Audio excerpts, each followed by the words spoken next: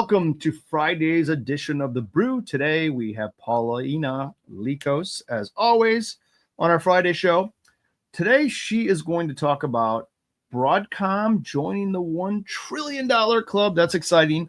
NVIDIA potentially being in correction territory, and SoftBank's big $100 billion investment in the United States with the Trump presidency, which is kind of interesting. All that and more after the bell.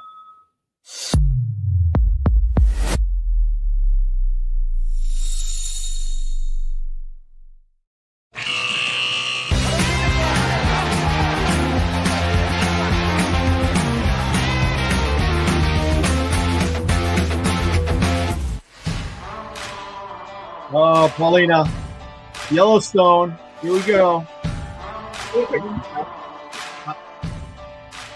There's a little unfinished. Love that. So I'm going to watch tonight the final 2 episodes of Yellowstone. I'm taping them. I can't figure out how to play them. I don't think they drop them all, so I tape them. And then I go back and watch them. So that's what I'm doing tonight. That's my night with a Taco Tuesday, even though it's Friday, margarita. Nice. Pretty cool, huh? Great. Oh, I love that. Yeah, so I'm excited. I love when it's cold in Christmas time, and I get to do this. Anyhow, it's the best time of the year. Good to see you as always. Great to see you. Yes, thank you. We're gonna no Molly today. Molly's traveling. She'll be back next time. Holidays, travel, yada yada. People do that. So let's get right to it. I know we always have to get rolling, but that's okay. Broadcom joining the $1 trillion market. It seems like there's a lot of players now. Everyone seems to be joining that, except for me personally. I want to join the $1 trillion club. I know. Same here. What's going on? What's happening? Yes. So Broadcom, it reached a significant milestone. It surpassed its market capitalization of $1 trillion, making it the 8th U.S. tech company to reach that valuation. So it's in the same camp now as Apple and Tesla and NVIDIA and all the big players, all the big tech players. So this milestone happened, of course, after the stock surged 24%. After it reported its fourth quarter earnings a couple weeks ago, and that marked the stock's best trading day ever. Wow. And digging a little bit into the numbers that really matter out of the quarter, so the company's revenue increased 51% year over year, and as it relates to the revenue for its AI-related products, that revenue increased 220% year over year. So that was just staggering. And so that's, some positivity around Broadcom. However, there are some challenges ahead, particularly from competitors like NVIDIA and AMD being the number 1 and the number 2 players in the semi space. Broadcom, I don't know if it's number 3 as it relates to those two, but Broadcom, what it does is, I should have started there. They're a custom chip maker. So as Broadcom's revenue surged, investors are wondering, are these big tech players, are they going to maybe shift away from NVIDIA and maybe go towards more of a custom route for their chips? That's still to be determined. And we're going to get to NVIDIA a little bit later, but that's the news on Broadcom. Wow, that's awesome. So you mentioned the other companies. Do you know them off the top of your head? Because I know Apple for sure, Tesla, the obvious ones. What are the others? Do you know? I'm doing a quick search right now. We're doing a quick search, but I can't remember. NVIDIA is NVIDIA one. NVIDIA is one too, right? So it's Apple, Microsoft, NVIDIA, Amazon, Alphabet, the Google parent, Meta, Tesla, and now Broadcom. Unbelievable. Okay, so all my favorites, sort of. Okay, this is great. So, and then. Did Broadcom's acquisition of VMware have anything to do with this? The cloud computing firm. I see that in the notes as well. Is that viable or valuable to this valuation for them? Yeah, I think that it has a lot to do with the valuation more from a long term, because Broadcom acquired VMware back in May 2022, and that increased Broadcom's market cap by threefold. Yeah. Like you said, VMware, they specialize in software that allows multiple operating systems to run on a single server. Right. So Broadcom, they acquired VMware for roughly $70 billion. And that was a strategic investment where they got, huge exposure and expansion to the enterprise software, and that significantly helped Broadcom because now they have VMware's portfolio in cloud services, and that represents a huge asset for Broadcom. Got it. Right now, you're not going to believe what I'm doing. I'm dividing 70 billion by 1 trillion. Okay. Why am I doing that? I don't think I have enough zeros. I don't have enough. But what I'm going to do is do the easier way. Because think about 70 billion for a $1 trillion company. It's a rounding error, right? When you think about it, it's like such a small percentage, and it sounds like it's a lot. They do these deals with cash and stock when they buy. So they have the asset in their stock, which is $1 trillion asset, right? So, I mean, it's just, I always think 70 billion just sounds like a lot of money, but when you're $1 trillion company, not really. When you have that capital to be able to trade in dollars. Anyhow, right. I go on. So here's something that's interesting. I got a question on this one. What would you do at this high level if you still sort of believed in the stock? How would you use options to create a strategy? I'm going to give one real quick. So this is my little analysis real quick. So if you're still a believer in the upside, right? You can easily sell put spreads. That's obvious. You can buy call spreads, obvious. I think a cool thing is to do a little facsimile of stock and then have a collar on it. What does all that mean? So what it means is that if you had enough money to buy the actual stock, you could do that. Buy a put below and sell a call above for income. So the reason I'm going this route is because this person said, well, I think it's still bullish. It's not massively bullish, but I think it's going to kind of drift higher. I love having this position on. So what it amounts to in options without ever using the stock is you buy a call, sell a put, right, of the same strike. And you've got to pick your expiration based on your time frame. That's synthetic long stock. That's equivalent to owning the actual underlying. And then you could buy a put underneath it. So you have a short put and a long put. That's a short put spread. And then you're going to sell a call above, and now you have a long call and a short call. So you've got a long call spread, short put spread, both bullish, or you have the call and the put together, which is long stock, and you're protecting it with a downside put and selling the upside call for protection. So you can kind of gauge that short call and that long put on how much of it what percent wise you're willing to take if it retreats and goes south. But you are protected. It's defined loss. So someone asked me about that. I want to throw that out there. Email me at lex@tradier.com if you want to learn more about that. Don't email Paulina because she's not going to answer your question. Fair enough? I would forward you the email. Okay, you'd forward me the email. Perfect. Okay, number 2. I like that Broadcom one. I always say NVIDIA, but it's NVIDIA, right? Yeah, I hear both NVIDIA and NVIDIA. Yeah.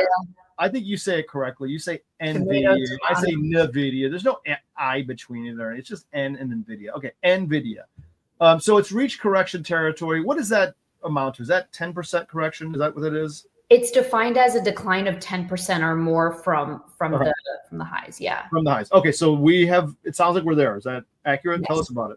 Yep. Okay, so NVIDIA stock, it officially entered correction territory. Obviously, one of the most important stocks in the market as of 2024 and last year as well. So the company shares, they've fallen about 11 to 12% from the record high price of $148 per share that they reached on November 7th. So what is the purpose or what's driving this correction? There's a few things. So investors are worried about challenges related to NVIDIA's future sales of its AI chips and processors. So that's one, but that has been a concern for some time, especially since it's experiencing so much growth over the past couple years.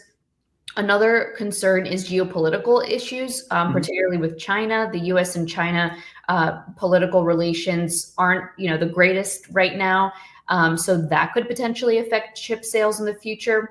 And all of this is raising questions around: is there going to be slowing growth in the future for NVIDIA? And analysts are projecting growth for their revenue in 2025 to be 55%, which obviously sounds like a lot. But when you compare that to previous quarters where NVIDIA saw 200% rise in revenue, obviously, that's a big change. But, NVIDIA can't be posting a 200% rise every quarter. There has to be some rationality here, and it looks like that's what's happening. Okay, so you're not jumping in the bear camp necessarily. No, I would not. I am with you. I don't think this is the end of NVIDIA at all. Yeah. And by the way, for those who are wondering what I would consider as a spread, I would do the same damn thing I just talked about with Broadcom.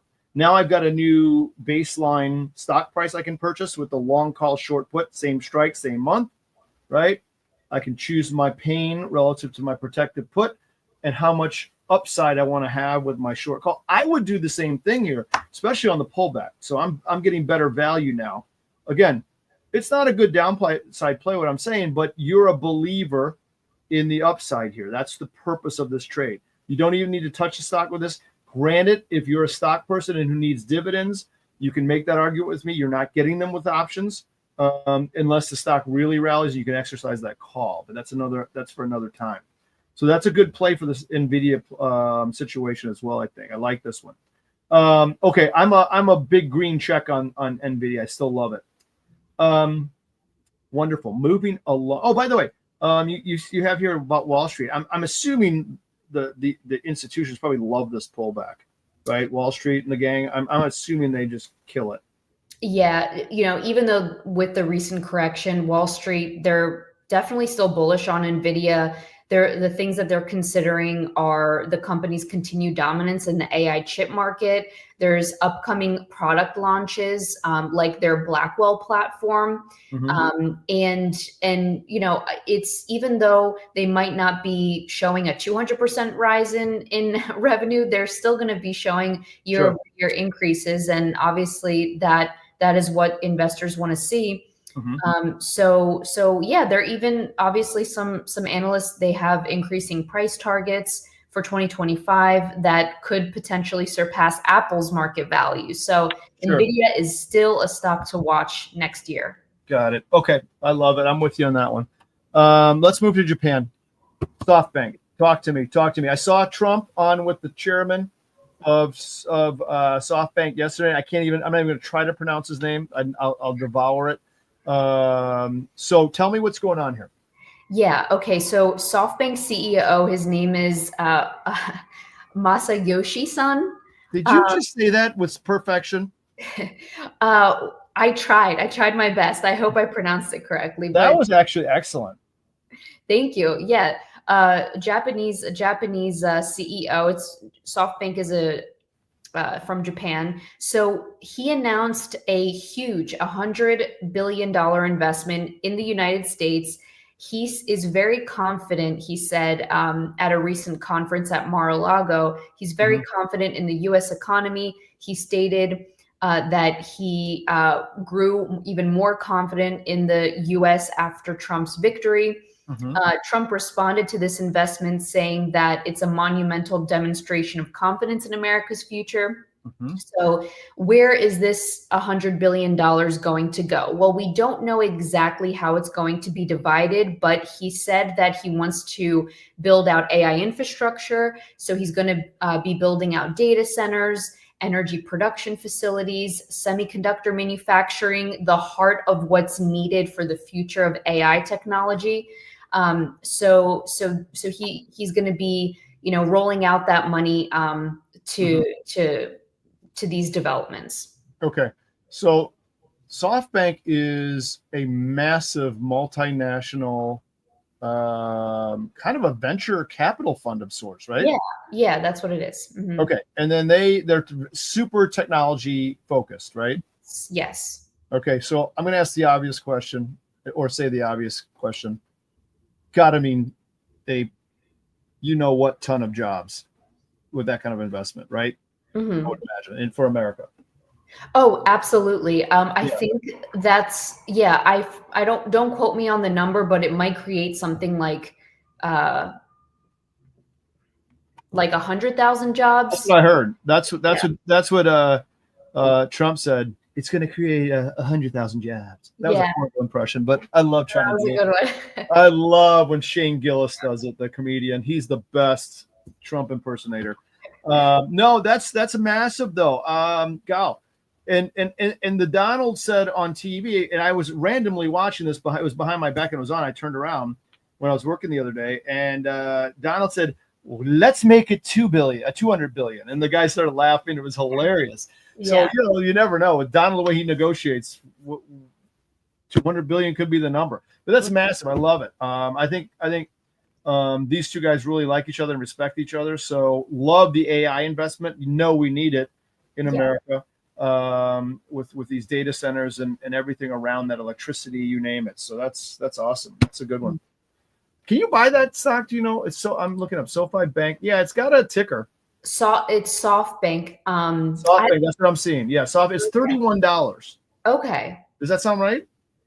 I think so. I don't know if I ever looked up SoftBank's ticker. You know what? It's funny. I'm looking at the revenue, and it's saying it's 6.57 trillion. Oh wow. However, that's in Japanese yen, I think. Okay. That's a big company. Yeah. Okay, guess what I'm doing now? Dollars to yen. Mm-hmm. Someone put that in there. Holy cow. Oh, okay. So it's a 153 multiplier. Mm-hmm. So divide by 153. Still a lot. Yeah. I'm digging it. So, wow. Very cool. That's a very, very exciting investment for the future of technological innovation in the U.S. So, okay. exciting. I love it. Very cool. Thanks for that. I don't have a play on this one. I don't know how I feel about SoftBank, although they just kill it. They make so much freaky deaky money. I'd probably do even another one of those trades. But I don't know that stock as well. So I'd have to look at it and see if it's liquid. So the people who watch and want to know about options and trades, number one criteria, the underlying stock and the options in it have to be liquid. Period. As a retail person, you need that. Okay, so keep that in mind. Okay, Paulina. So here we are before Christmas, about several days. I want to wish you a Merry Christmas. You have a great one. I know being a good Greek girl like yourself, you're celebrating Christmas, right? Yes, yeah, we're celebrating Christmas. I'm really excited to go back to Philly, see my family, and we're gonna have a big Greek Christmas feast. Awesome. Well, I love it. That's awesome. You have fun with that. Be safe. Happy New Year. I know we'll probably be back for the New Year version, so that's good. And then Molly will be back with us, and all that's good. So great show. Thank you for coming on today, and we will see you in probably a couple weeks, right? Yep. Okay. Sounds all right. good. Good seeing you, Pauline. Have a great one. You too. Bye-bye. Bye now.